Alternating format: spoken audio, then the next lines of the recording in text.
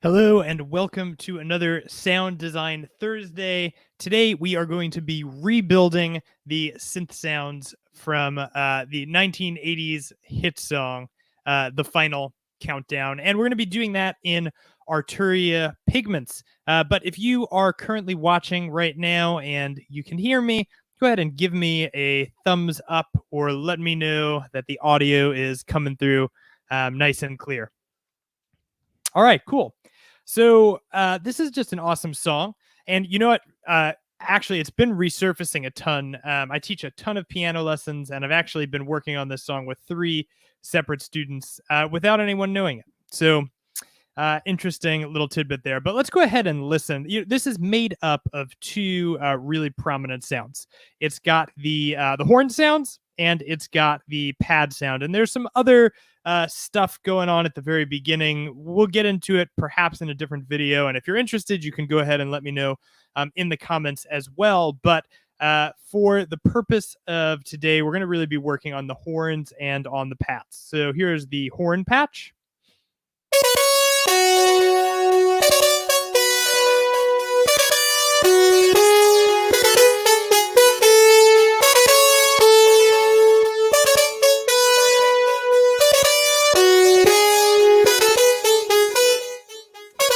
And here are the pad sounds.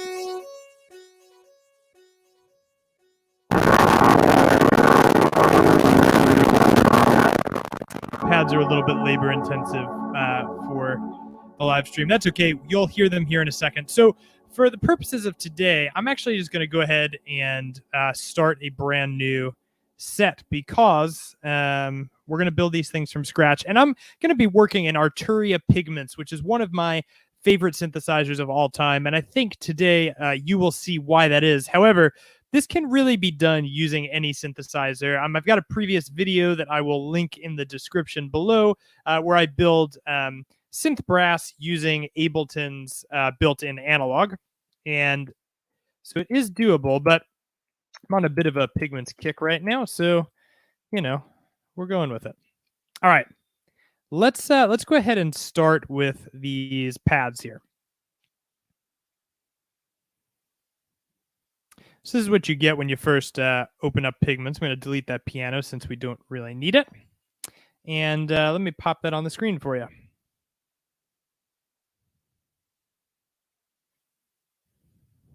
Cool. Okay, so Pigments is here. Pigments is on the screen. And as you can see, it's pretty visually stunning. It's very easy to look at, and it's also really easy to use. You can kind of see what's active based off of what is moving down here in this matrix. But we're going to start from scratch. So if you pop over to all types, I like to just choose default. Now, for those of you who are familiar at all with this song, this was actually created using a synthesizer called the Korg Poly 6. Poly 6 because it had 6 simultaneous oscillators, and it was one of the first synthesizers that was sort of accessible to anyone. But bit noteworthy is that it actually only had one oscillator that you could choose from. So when we create these pad sounds, we're going to try and stay true to that. So I'm going to use engine 1 as a wavetable, and I'm going to pop it on a saw waveform. And this is going to be our primary oscillator here, but the Korg Poly 6 also had a sub oscillator. So we're going to use our engine 2 as a sub oscillator, just 1 octave below. And let's go ahead and have a listen to this.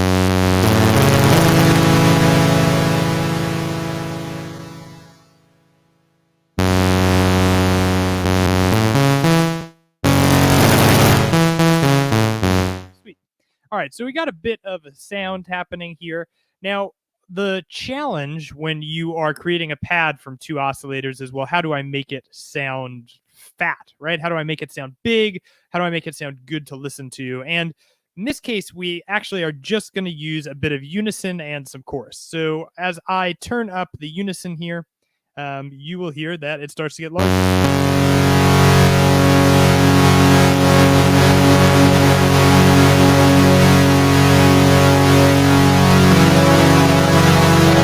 Right? Pretty big difference. And we'll go ahead and we'll do a bit of the same.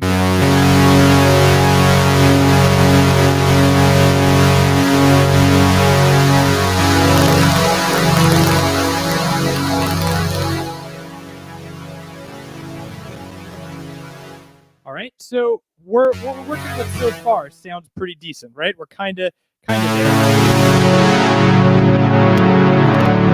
Okay, and we're gonna go ahead now, and we're gonna just add a bit of pulse width mod, which if we pop this over here, see if I can.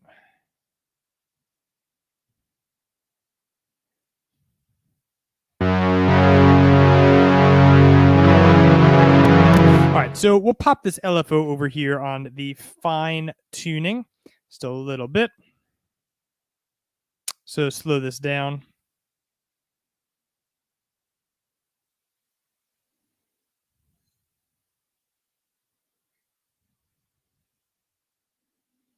And we'll just add a bit of that LFO1 to the fine tuning knob here.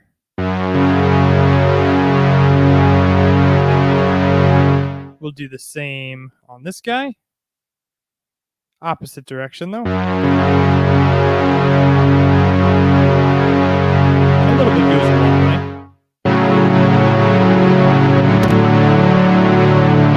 Sweet. All right, and let's see. Let's pop over here to the effects section. We don't need this delay, and the reverb will leave for now, but we're going to start with a chorus.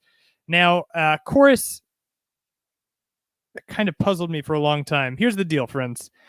Your rate is always going to sound good somewhere between 0.9 and 1.03 hertz. So I usually go like right underneath 0.889 if I can get it, but we'll see. Yeah, all right, so we'll leave it at 9.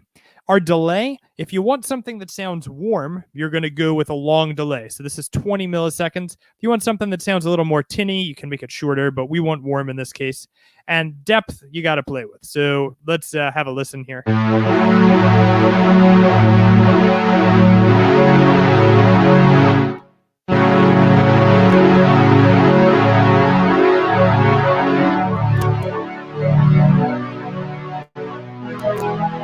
Nice. All right, so that feels pretty good. Let's go ahead and add this reverb. Now, Pigments reverb doesn't have a ton of numbers here, right? But it does give a really great graphical representation of what's happening. So we want this reverb to be pretty big, the decay to be, medium. Turn the damping down a bit. Fantastic. Okay, let's go ahead and have a listen here. Alter this.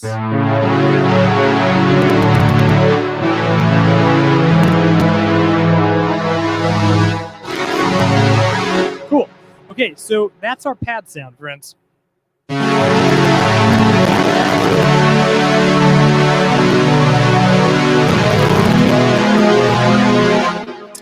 right, we're going to leave it at that for now. Let's go ahead and pop in another instance of Pigments. And for this one, we're going to be creating a horn sound, sort of that iconic quarter note delay horn patch. And horn patches are always best made with saw waves. So we'll go over here to our default again. And for this one, we're going to choose an analog for both of them. We'll do a wavetable for this guy, because we don't necessarily need so many. So we've got all of our saw waves rocking here. Let's pop the volume up and have a listen.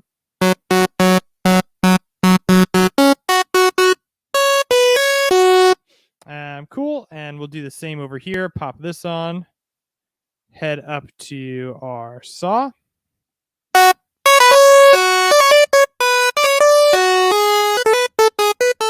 Now, something that is pretty typical is to have a snappy sound at the beginning of this, and you can create that pretty easily by just having a short envelope attached to the fine tuning here. So I'm going to go ahead and enter into my envelope 2 mapping, and I want the fine tuning of this to just sort of snap up.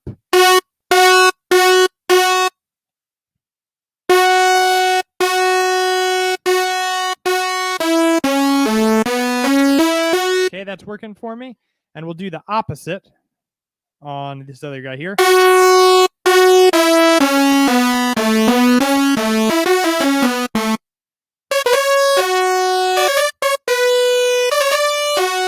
Cool.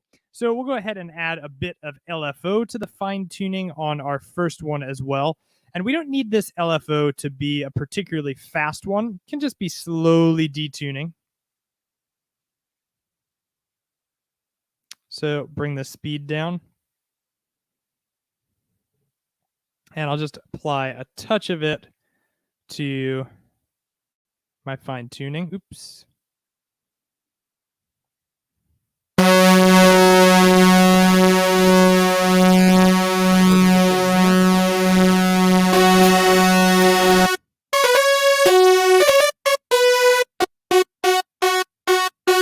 Okay, so far we're getting there. This is almost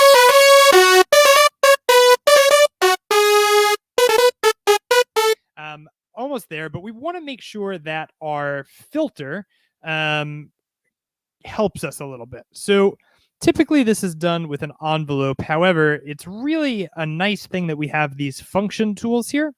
And so we're going to draw in a function, which can either be an LFO or it can sort of be a one-shot deal. And in this case, we want it to be a one-shot deal because we want it to be linked to our keys.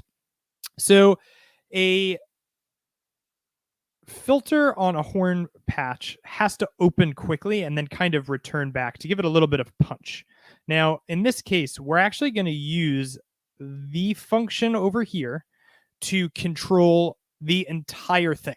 So when we turn it all the way up to 1, like this, it means that it doesn't matter what you set it at. This is going to decide where the filter goes. Right? So let's set this rate here to whole notes. Now we want it to open and we want it to pretty quickly drop. But we also want it to open again at the end.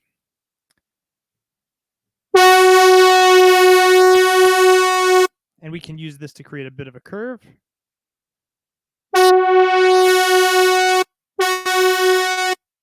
Bring this back. We want it a little sharper.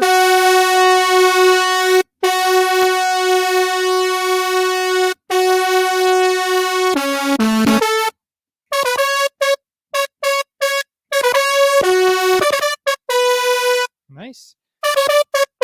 Okay, I feel good about that. Now, something we can do to spice this up a bit is to change this filter to our, let's see here, SEM. It's got a little bit more character. And we'll turn up some FM here.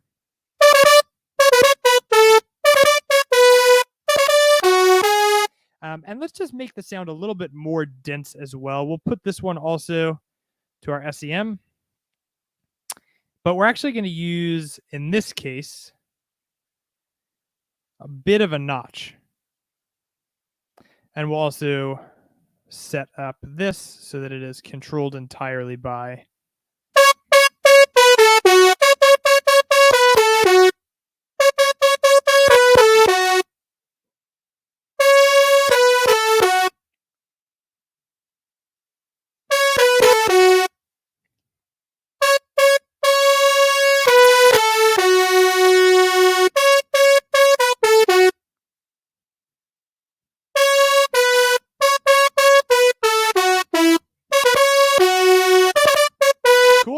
All right, so that's working for me pretty well at this point. But the song has sort of that iconic delay thing happening. So we've got our synth shape going pretty well. We've got the filter cut off. We've got a bit of detuning from the LFO happening. All of these things are good, but let's head over to the effects section and see if we can make these sounds really come to life. So typically in sound design, I stay away from an EQ. But in this particular case, I find that it really does help the sound a lot. If you kind of boost the bottom and the top, but pull out somewhere around 1200 hertz.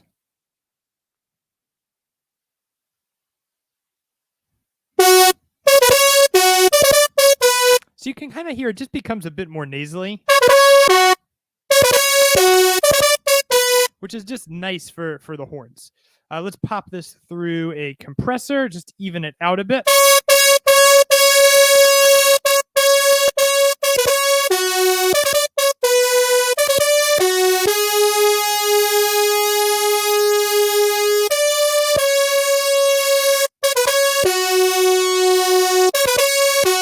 Sweet. And now our last, but certainly not least, well, actually, we will add one more after this, but we want to add that iconic quarter note ping pong delay. So we'll go in here and we'll find our delay, which is currently eluding me. Here it is. And for our time division, it's already set to quarter, so good for us. We'll pop our ping pong on. And for this to work correctly, we'll have to make sure we adjust the tempo. And boom, tick-a-doo-doo. So let's have a listen.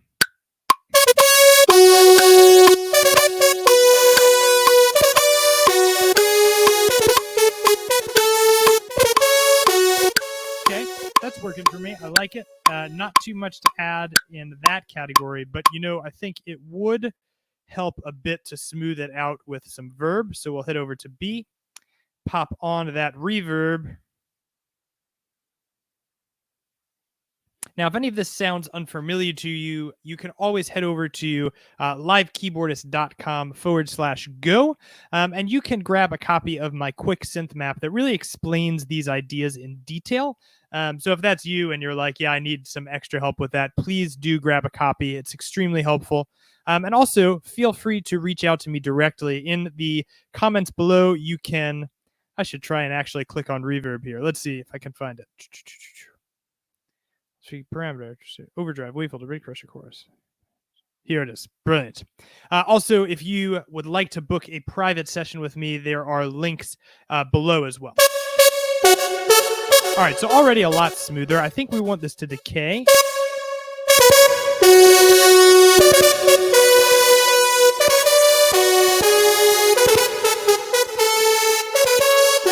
All right, beautiful. So there is our sound.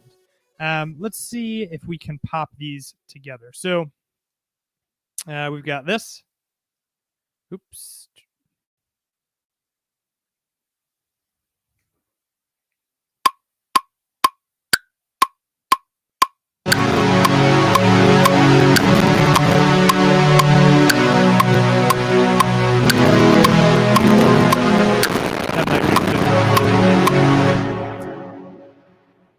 But there's your demo of the test, and we've got our horn sounds.